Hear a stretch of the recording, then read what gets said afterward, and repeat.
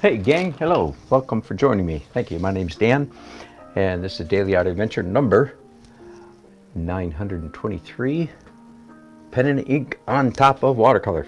Woohoo! Oh, right in my ear. That clapper works good. All right, so I've got two little watercolor drawings. I'm working on watercolor sketches, I call them, a larger one and a smaller one. And I'll move you guys right away so that you can look straight down on the work surface. There we go. And I pulled out my drawer. I've got a little, like a toolbox of watercolor, all my watercolor stuff, and this happens to be my pen and ink and pencil drawer, just to show you, not to show off, to show you how when you're a full-time artist for a long time. So for a while I tried these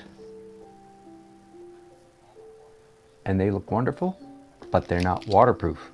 So don't use those for pen and ink if you're going to use water on top of it.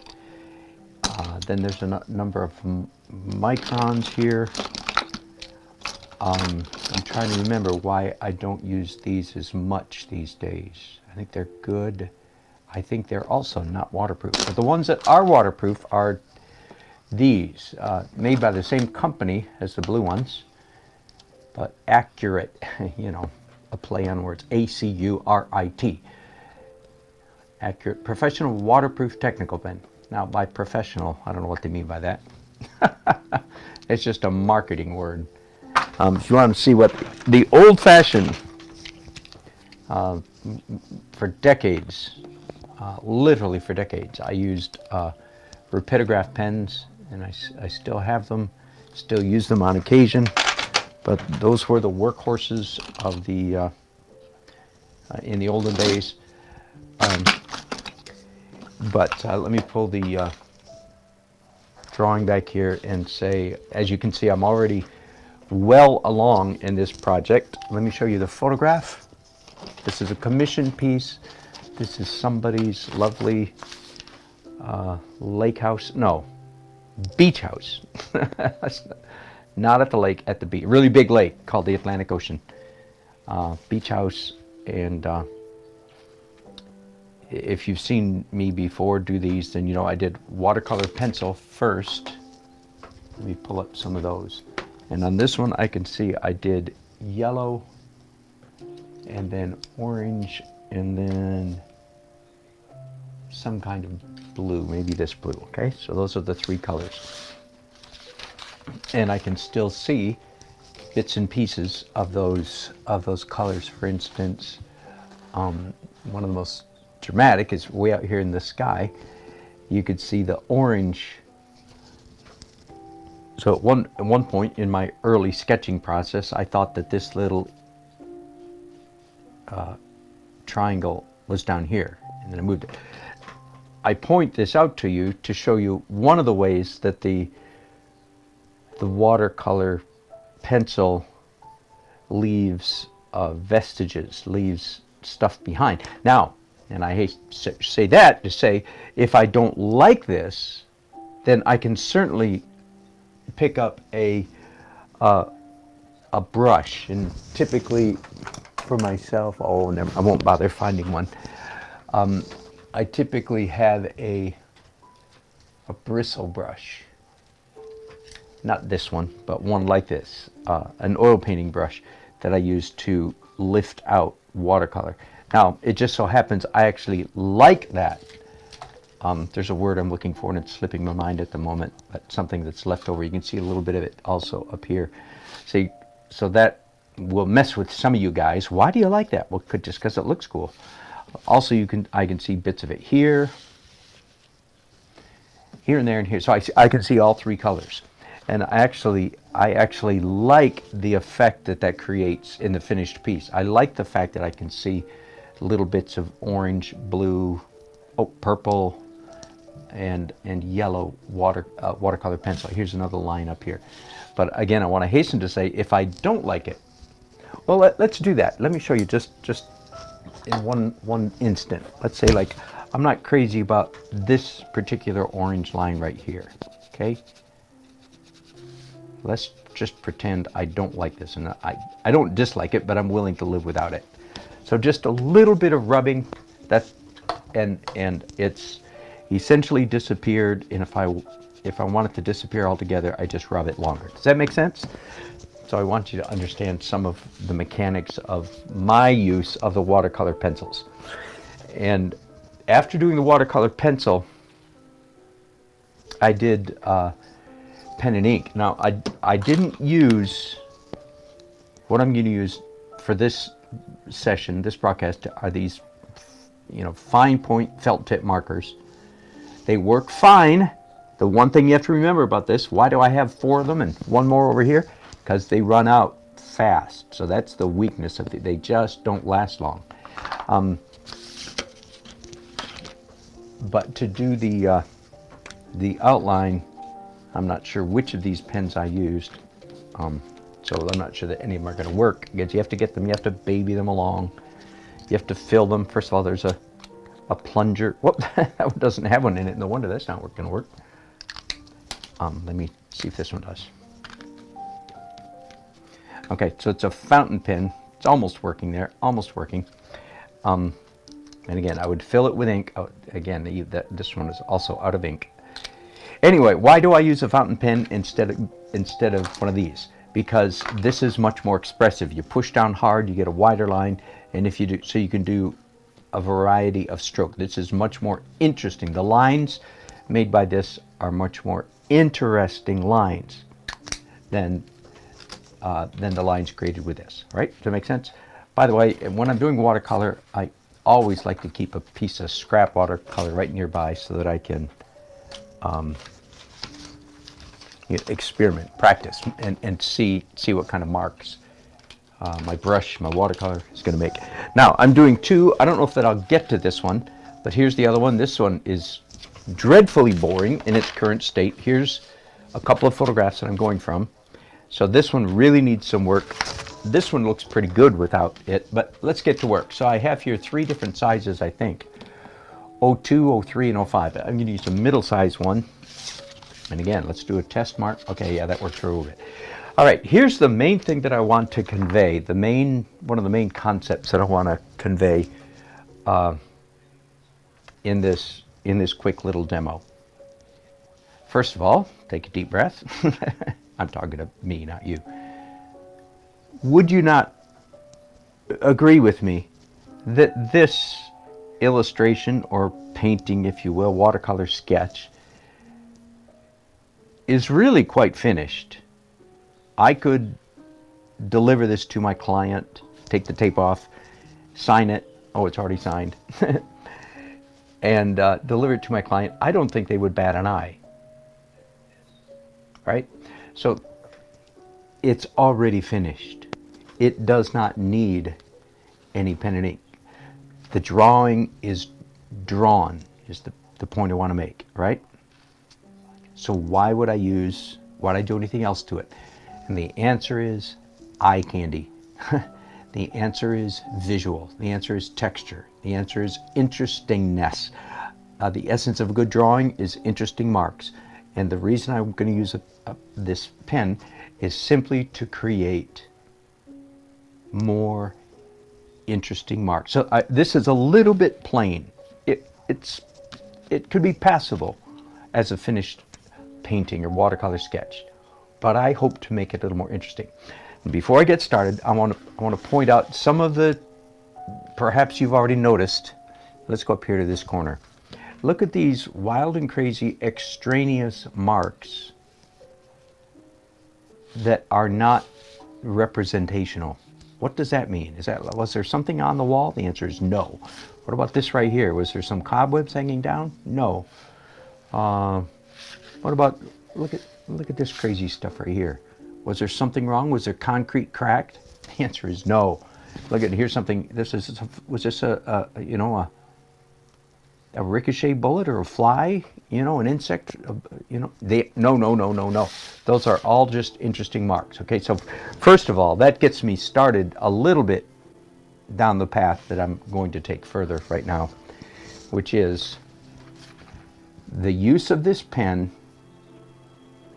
is a little bit to increase realism, a little bit, but mostly to increase interest.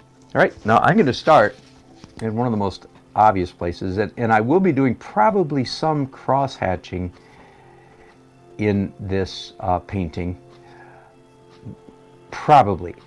If not, I will certainly be doing what I'm doing right now, which is what I call just hatching without the cross. Okay, just shading where the lines are just going one direction. So you can see right at the moment the marks that I'm making, they're pretty orderly, they're pretty predictable, they're pretty tight, and what I'm trying to indicate, there is a deeper shadow underneath these archways on the porch of the house. Fair enough? That's an example of increased realism or increased similitude, if you want to use the big fancy word. You can do the same thing over here. There's on these garage doors, there are panels, I think would be the appropriate word. Little squares on the garage door that are recessed. And by doing a little bit of shading, I'm increasing the illusion of these recessed panels on the garage door. Okay, so those two things so far, the shading under the arches and the shading on the garage, on the panels, recessed panels of the garage door. I'll do more of that kind of thing as I go along. But I want you to notice that that's drawing, realism, similitude, increases the realism, so to speak, in a drawing sense of the word. Whereas this, I just made a line starting here, goes all the way through the sky. What in the world? Well, it would look quite a bit like a mistake, except that I'm going to give it a twin sister line. So now there's two of them. That will cause the owner of this painting to go, oh, no, he did that on purpose. Look, there's two of them. And again, you hear this, if you watch me at all, you hear this kind of stuff, this kind of thing from me all the time.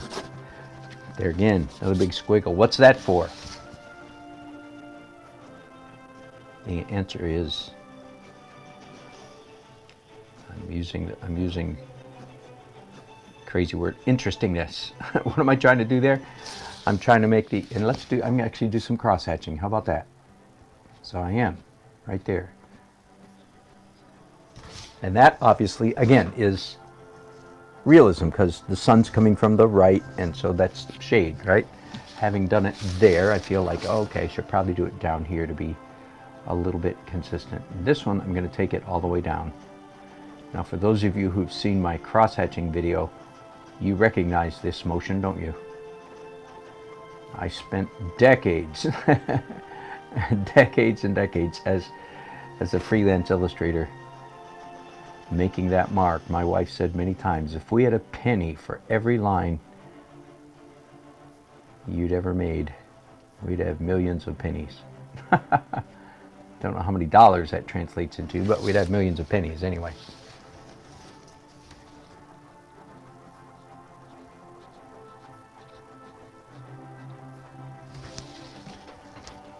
So, do you agree with me that now, at least these, just in this little area right here, all of a sudden the drawing is just a tiny bit more interesting. Again, a line there. What is that? A wire hanging down? No. How about this one? What is it, an earthquake? It looks like the whole... I'm being silly. You understand, right? I'm being quite silly. No, these are all purely abstract marks. One of my mentors, Neil Watson, I think it's N-E-I-L. I think it's an N-E-I-L Watson, as opposed to N-E-A-L. Neil Watson. I believe you can still Google him. Unfortunately, he passed away before the internet was a huge, huge, huge thing, so he's not as well represented on the internet as he ought to be. He was quite the genius fellow. And I had the distinct honor of living in Raleigh, North Carolina in the early 90s when he was very active in this part of the country. He belonged to an organization of artists, so I got to watch him draw and listen to him lecture many times, and I don't think he ever knew I considered him one of my mentors. He probably didn't. He was at least 20 years older than I. And he did pen and ink and watercolor, which at the time I did a lot of pen and ink and watercolor as well. And he used to say in his lectures, he said, for every definitive mark that you make with paint or pen or whatever, for every definitive mark, you should make an art mark. An art mark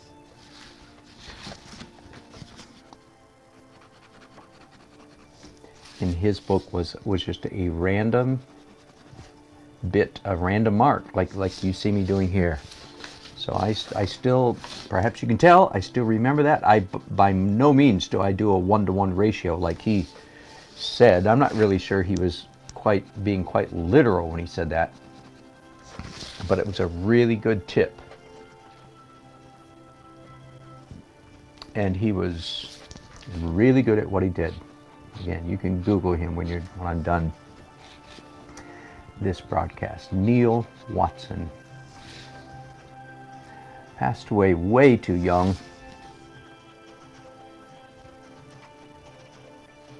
And he was quite the remarkable fellow. He was, as I understand it, one of England's foremost hand surgeons. He moved to America and gave up his medical practice completely and became a full-time artist. He wrote the book on hand surgery. I don't know which book. He wrote a very popular among doctors. He wrote a very important, not for public consumption. He wrote a very technical book on hand surgery. Anyway, so he was quite an accomplished guy. The point is, for every realism mark that you make, you should make an art mark.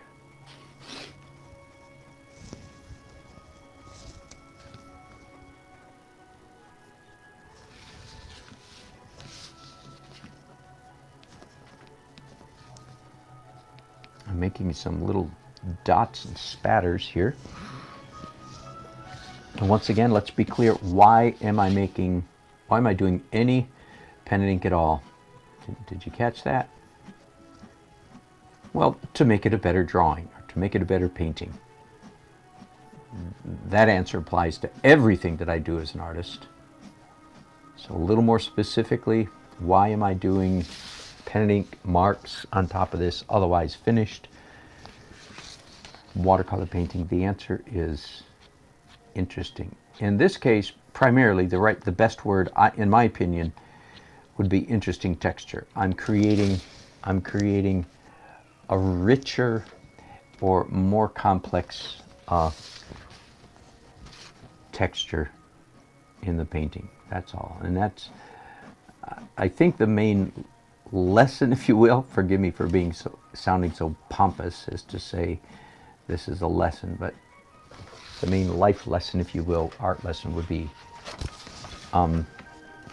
that even something as punctiliar as a pen, as linear as a mark that a pen makes, that does not mean that the pen is relegated to drawing per se, to making a more realistic drawing. Does that make sense? I hope so, because I keep repeating myself over and over in the hope of making sense.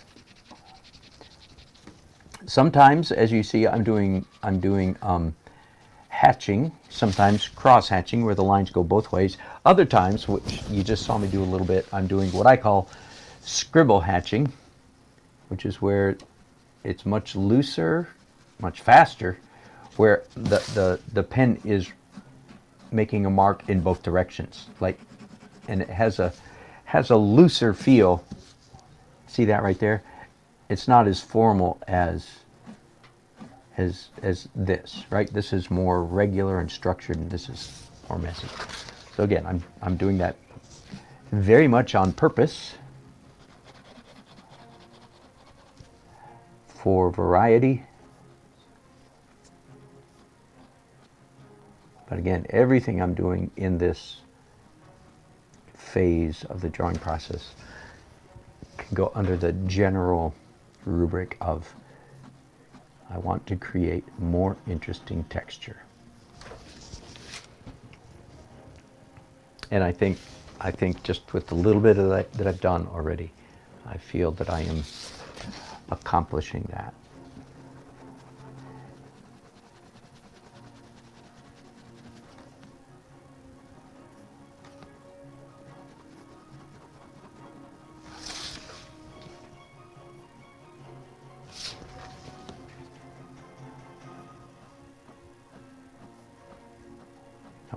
When I'm making some part of the drawing or the painting darker because it's in shadow, in my mind that goes under realism.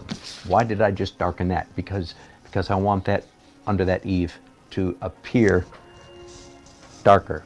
I mean, here's the photograph, and in the photograph, those underneath those eaves appears nearly black. Now, when I look at it very carefully, I think I can see some kind of lumber, some kind of, structure of the house there. But I'm not going to worry about that. Hello, Monique. I am feeling considerably better. Hello, Sharon.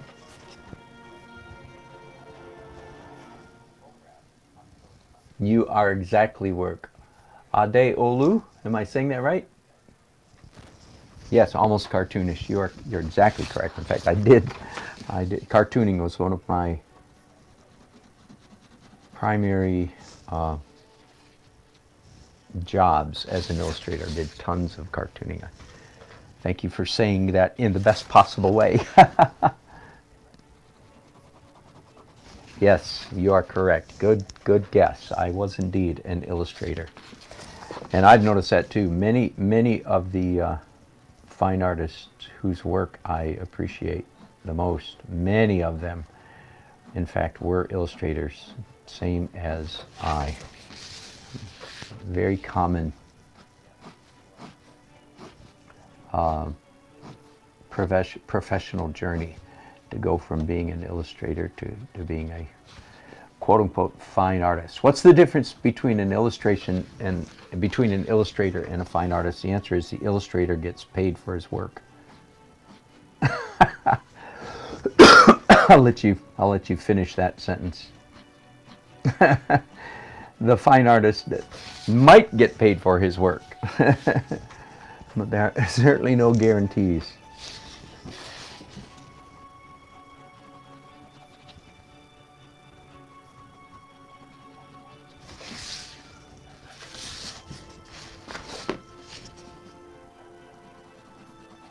Some of you have watched me already today doing an oil painting downstairs, and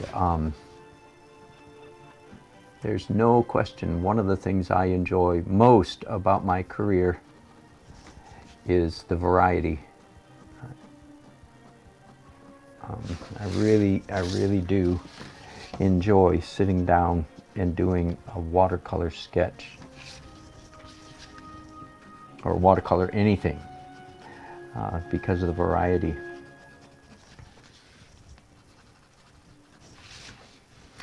Now, when it comes to foliage, I also call this scribble hatching, so I'm really quite inconsistent in my terminology because I need to come up with two different ways to describe what I'm doing now. So this is just a scribble scrabble. I think I've got a pen with a slightly wider point. Yep.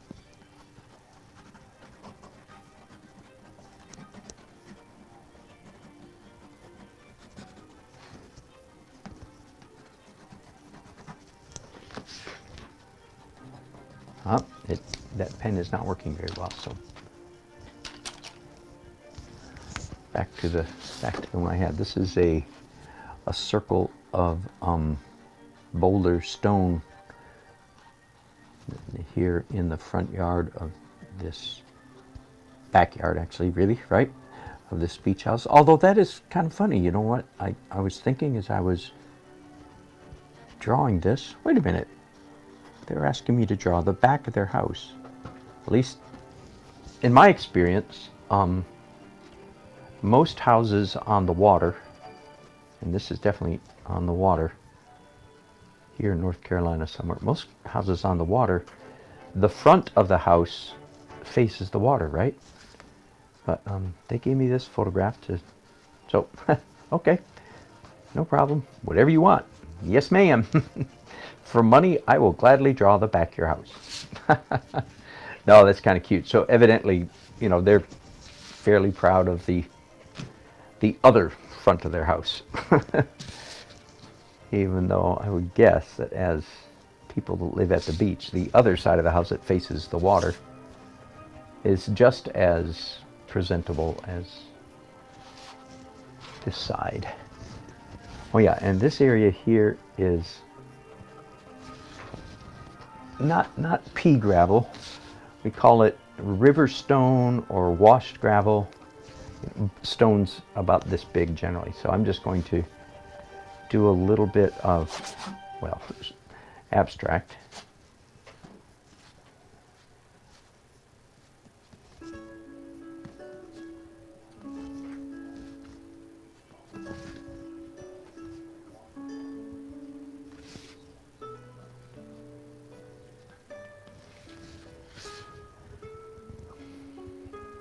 Well, let's put this aside just for a minute and work on the other one, just so you can get a little bit of variety. Again, this is a commission piece, man and a woman sitting in a beach chair here, as I understand it, in, I think it's Clearwater, Florida.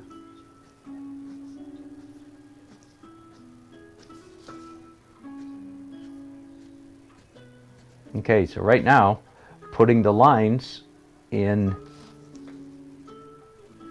these chairs, what is that? Is that abstract or realism? Clearly, that's a bit of realism, right? Because the chairs actually do have slats in them, if you will.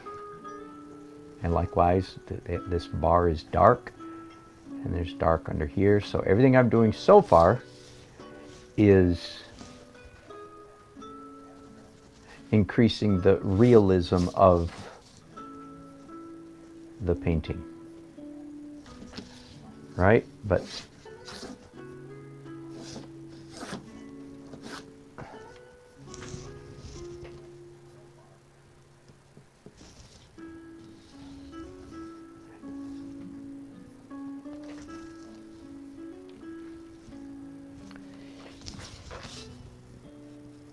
likewise, more realism up here by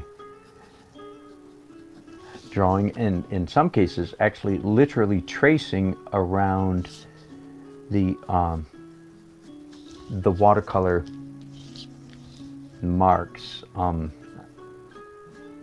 One of the things that I think probably many non-artists or early journey artists would think about a painting like this that is pen and ink and watercolor. I think most people would guess that all the ink work was done first, that was rendered as a pen and ink illustration and then colored, sort of the way we all did with coloring books growing up. In other words, line first and color second. And one of the things I want to point out is that for me, in any case, that is rarely the case. I don't know that I ever do a complete pen and ink illustration and then do the watercolor on top. I go back and forth and back and forth. Oh, but I haven't said that on both these illustrations, by the way, especially this one. I'll be coming back and doing more watercolor in this. This one, not so sure. I might be done with the watercolor. I'm not sure, but I'm free to go back into it. You understand? This one certainly, and this is more typical of my watercolor sketch technique. That is that I go back and forth between the two mediums.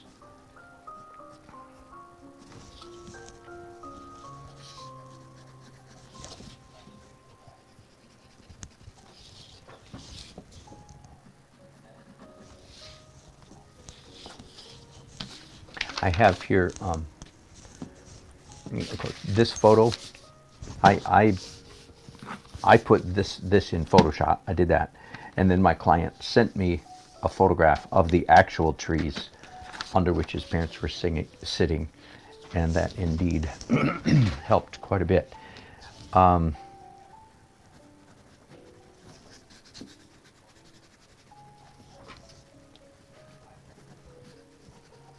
Some of this stuff, it's hard to know. So is what I'm doing now, is it realism or just abstract texture that I was just scribbling? I don't know, kind of a cross in between, some of each.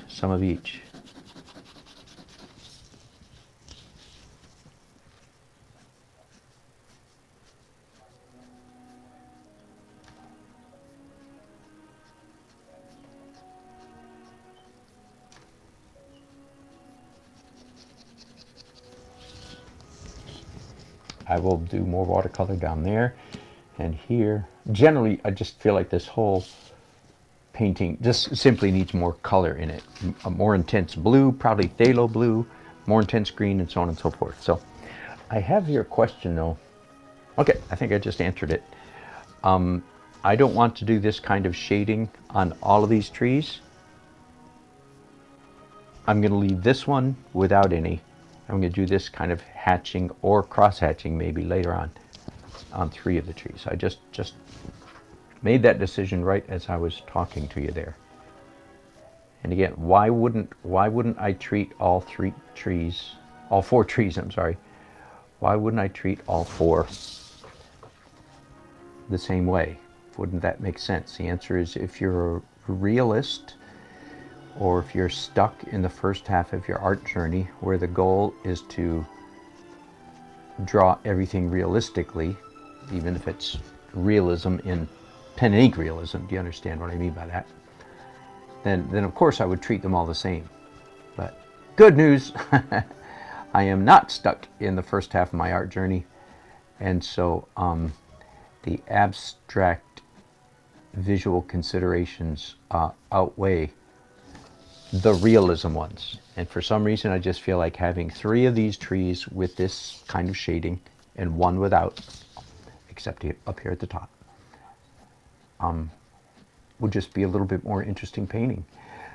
So do you understand, everything I do is designed whether in oil painting or pen and ink watercolor, whatever it may be, is to make the painting more beautiful, more interesting, if you want to stay away from that philosophically loaded word, beautiful. Everything I do is intended, now that doesn't mean I succeed at every decision that I make, by no means, but what I'm aiming for with every decision is to make the painting better, make it more interesting, right? So, for some strange reason, in my mind, it seems like the painting will be more interesting, in this case, if the 3 further away trees have this hatching shading and the 1 up close tree does not. Now, whether that's a correct decision, whether I'm correct in that, that may just be a stupid idea. One must admit that such is a possibility. Okay, now having said all that, I am going to do some hatching in actually in the texture of the bark. But still, this tree is going to stand out, and it's partly because it's up close.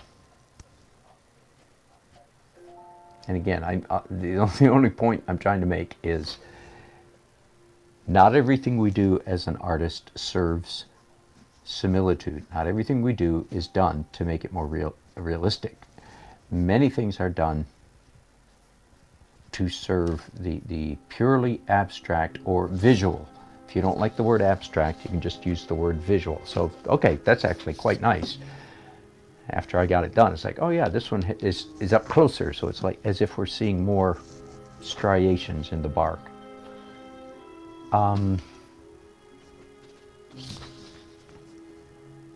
Yeah, water, definitely. Let's put some perfectly horizontal marks in the water. What kind of water is it? Well, clear water. I'm sorry. Because it's in Clearwater, Florida. That's the bad joke there. Hey, I'm completely ignoring anybody that's making any chats. Hey, Arlie Barajas? Barayas? Forgive me, help me here. Adeolu. Oh, how about that? I got it right. Thank you. David Mercer, how do you pronounce your name?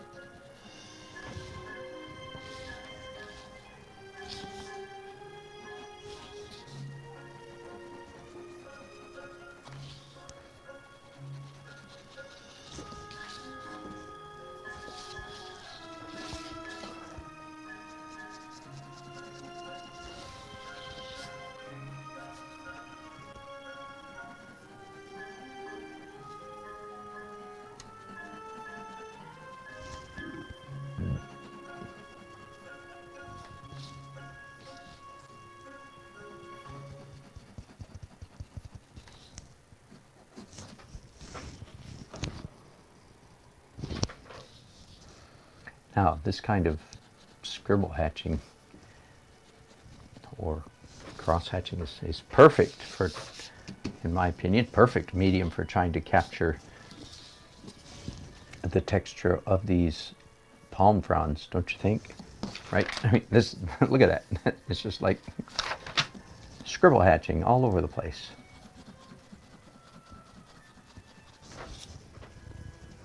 And again, I will, after I do the pen and ink here, I will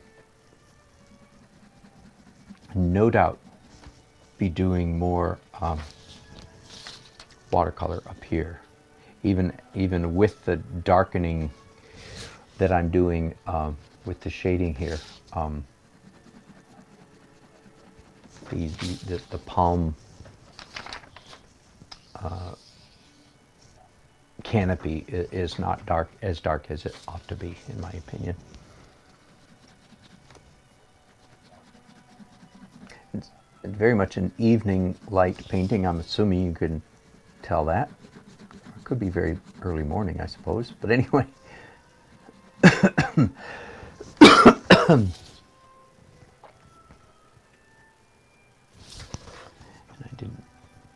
I abandoned the lines in the water here for no good reason.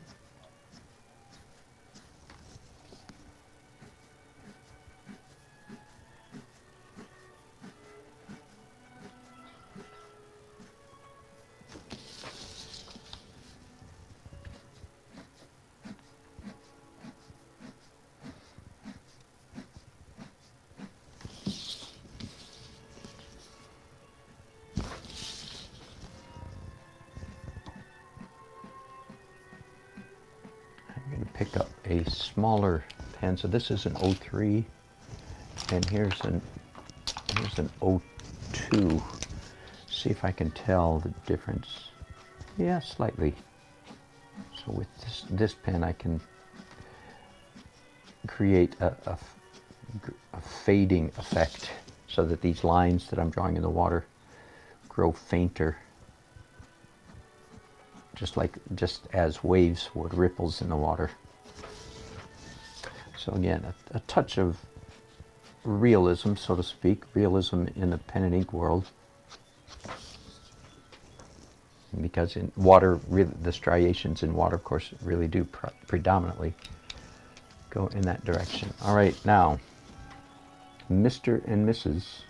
I don't know these people. I know their son, Mr. Rich, who he and his family just moved. They lived 3 doors down from us, and just moved a couple weeks ago up to Michigan. In fact, Traverse City, Michigan, my old stomping ground. So we had a great time talking about that part of the country before they left.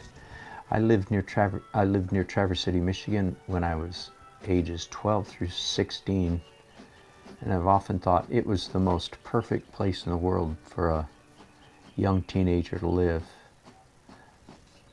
A town, population 700, not near anything.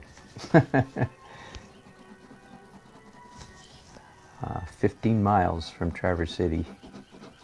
And back in those days, 15 miles was more than it is today. And we could jump on our bikes every day of the summer. I don't remember, I'm sure we did, but I don't remember ever telling my mom one time where we were going. And it would have been rather difficult to tell her where we were going because, of course, we didn't know where we were going ourselves. And sometimes me and my buddy Don, we would end up 10 miles out of town on our Schwinn 3-speed bikes, exploring old barns and houses and getting into all kinds of completely innocent mischief. What a great place to grow up. It wasn't there very long, but it definitely left a indelible mark on my little psyche. If you wonder what's wrong with me, there you go. When I was a young teenager, my mama had no idea where I was, so that explains a lot, doesn't it?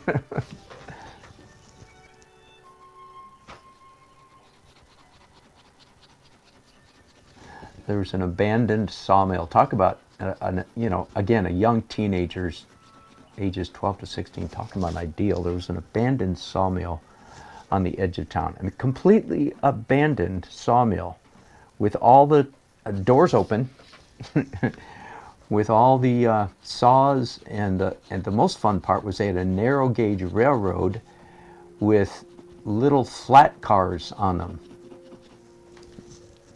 6 feet wide and 8 foot long, that they used to use to move these huge logs around the lumberyard.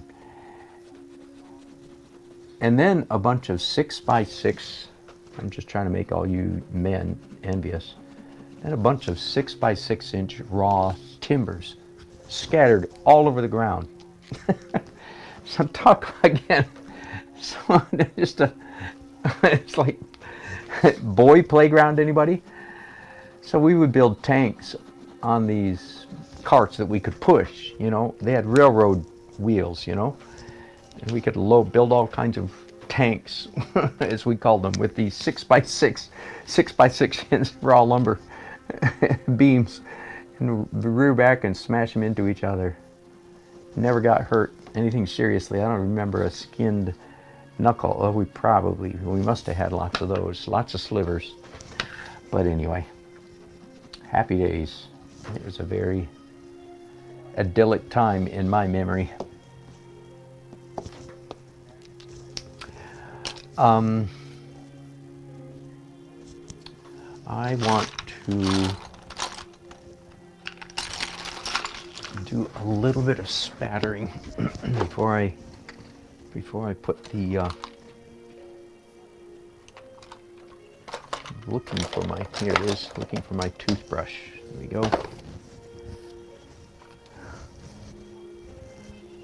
Make my toothbrush wet. All right, how do you do spattering? Oh boy, very carefully. I'm going to take off my glove too.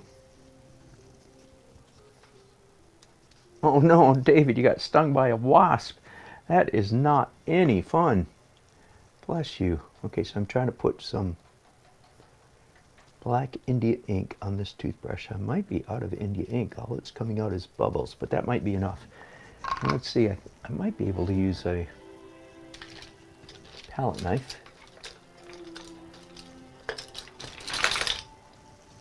First of all, how do you spatter? First of all, practice, right? All right, that's good enough. So I want some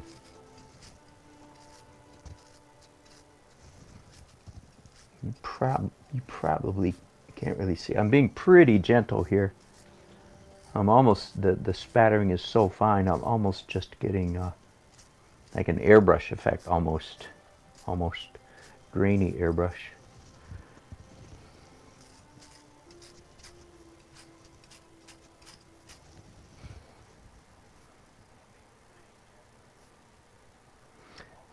I think that's good enough. Don't overdo it. One of the easiest things in the world to do with spattering, it's so much fun. Therefore, the easiest thing to do is overdo it. So I think I'll just let it go with that. Let's go back to the other one now. It is quite the luxury to have two pieces of artwork to go back and forth between. Now,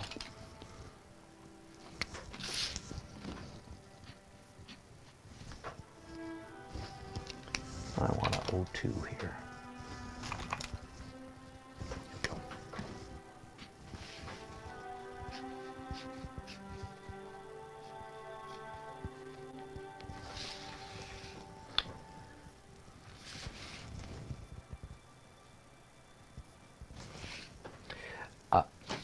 Again, some of these purely abstract marks,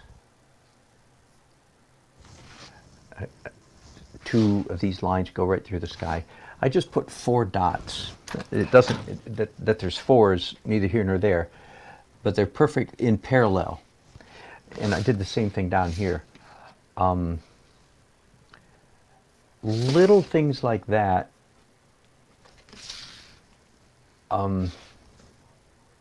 Little circle there. They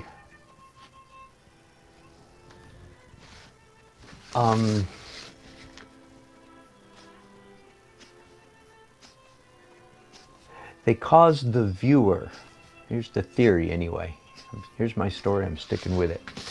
They cause the viewer to realize that I made those marks very much on purpose. I don't want them looking at it and say, huh, I wonder if he did that. I wonder if he knows there's a line there. Okay, so I've made it quite clear. No. That's very, very intentional. I've done several things throughout. I haven't pointed them all out. As long as the viewer knows that you did it on purpose, then he or she is much more likely to rest visually, to go, oh, huh, well, look at there, he did it on purpose. Whereas if they're not sure, then they're kind of like, man, I don't know if I like that. You understand? But if they know you did it on purpose, they're much more likely to say, huh, that's interesting. Huh, I kind of like it. And by the way, the person that I'm doing this drawing for, this is, I believe, the 3rd commission over the last 10 years or so I've done for this person. First I first I did an oil painting of their house, their lovely home here in Raleigh. And then I did a fine portrait of their 2 boys that were at the time maybe ages 5 and 6 or something like that. And this is the 3rd. So I'm pretty comfortable that this particular client is fairly visually sophisticated or visually astute. They're not going to be like some people might be like, I don't get it, I don't like those parts. I don't think that that's how they will respond, because they are in fact, you know, art collectors, if you will.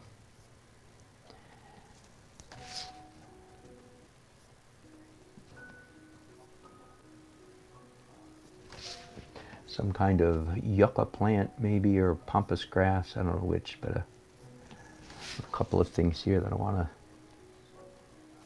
beef up just a little bit with some hatching.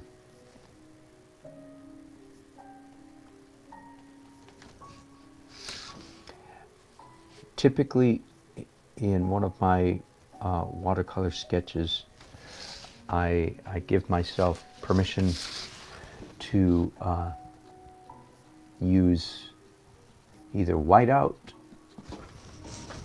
Here's what I mean by that. Here's a whiteout pen, or I give myself permission to use opaque gouache. As it looks right now, I don't know that I will need any of that here. We'll see. I probably will do it some anyway. My guess is I will use some of that here. But I'm getting ahead of myself, so I'm not going to worry about that for right now.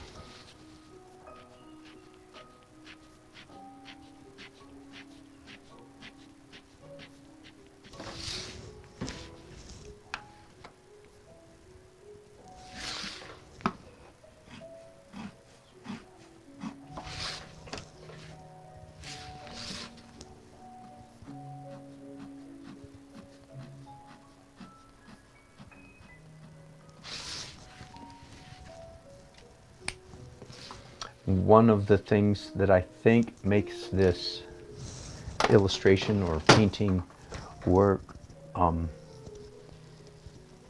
better than otherwise would is, let me get it straight so you can see the whole thing. Is that this corner of the house, you see a general diagonal here? There's actually a line there, and this random stroke is in shadow.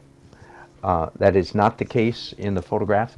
In the photograph, this is all full-on sun or whatever shade. You know what I mean. It's not a real sunny day in the photograph I was given. But anyway, that's one of the things that makes the and it's repeated here, so that this facade of the house is not one flat plane. This again in keeping with my, take the oath I do solemnly swear that I will never again render a flat plane in a flat manner. Every flat plane that you paint, every rule can be broken, of course, but you better know the rule first, otherwise you're just probably screwing up. And here's the rule: you never paint a flat plane flat. You cast a shadow across it, typically at an angle. And it's working very successfully on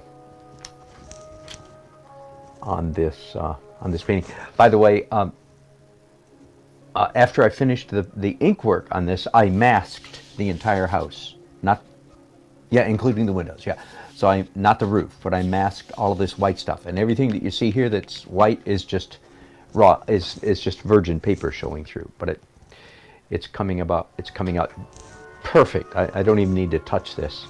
Even the little bits here, like for instance where the mask failed, and I didn't have mask on that little bit, so some blue got through. Even that, and here there's little bits and pieces of that everywhere. Even that is picturesque, adds to the charm of the painting, in my opinion. Same thing here. Then over here, where I painted this little bit of purple right here. Let me show you the brush, by the way, just for fun. Let me show you the brush that I used to paint that with. This one. So, and as a result of that, it spilled across the line. You see that right there? The purple actually went across the line, and I could, if I didn't like that, of course, I could take a piece of Mr. Clean Magic Eraser, put a piece of tape down, and scrub it out. I could, of course, I could take that out, but in fact, I do like it. I do like the randomness of it. Same thing here. I do like the looseness of it. It actually makes it a better painting, in my opinion. The imperfection there. Same thing. Now this down here, I knew the mask had holes in it, and I was okay with that. I actually wanted that. Sorry for my coughing.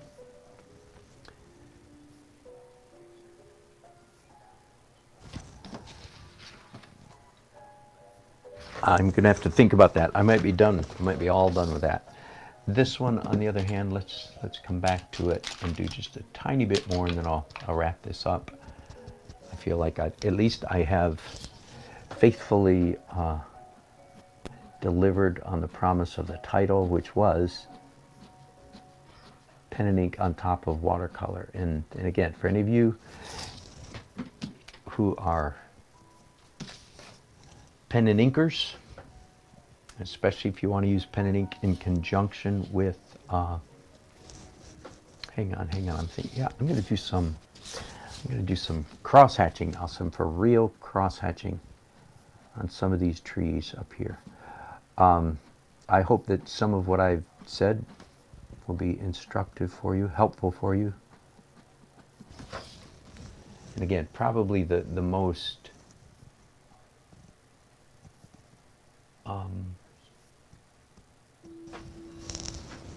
David suggested oh, that's a great idea, David, do some spattering in here. That is a great idea. I will do that.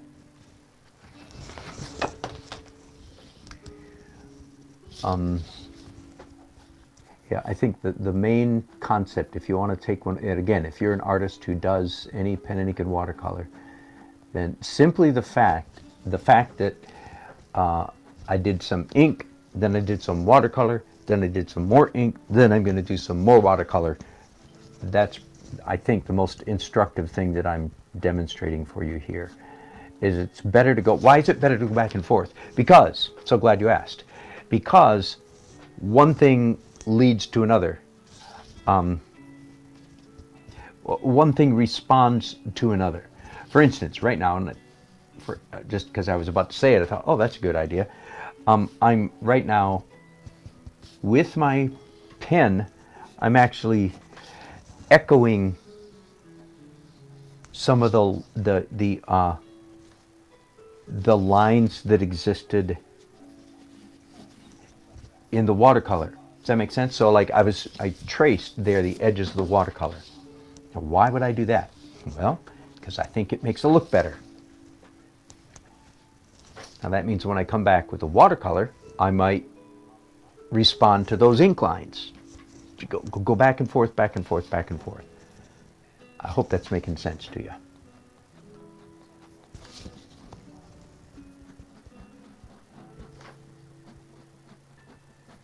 So I think this is the only place on this particular painting that I've done for real cross-hatching, where the lines go both ways.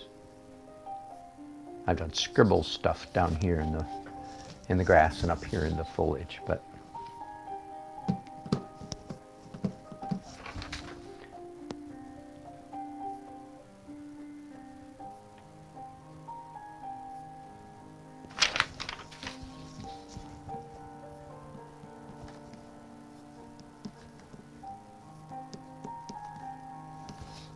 a little bit of hand spattering. Hand-drawn spattering, that is dots and tiny circles drawn by hand, again just to create texture, nothing more than that, just pure abstract texture.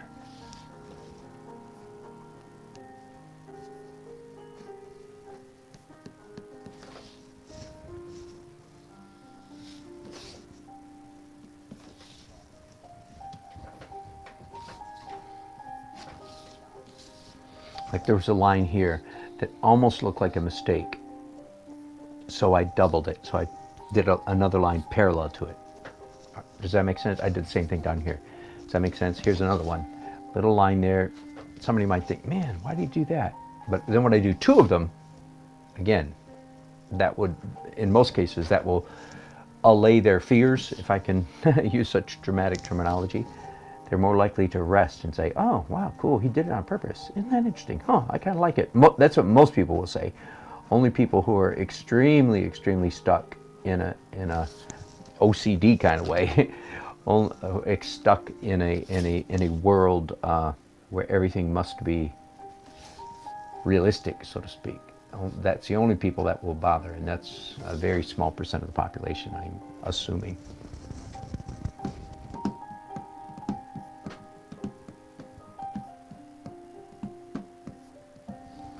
All right, I think that's a good enough place to stop.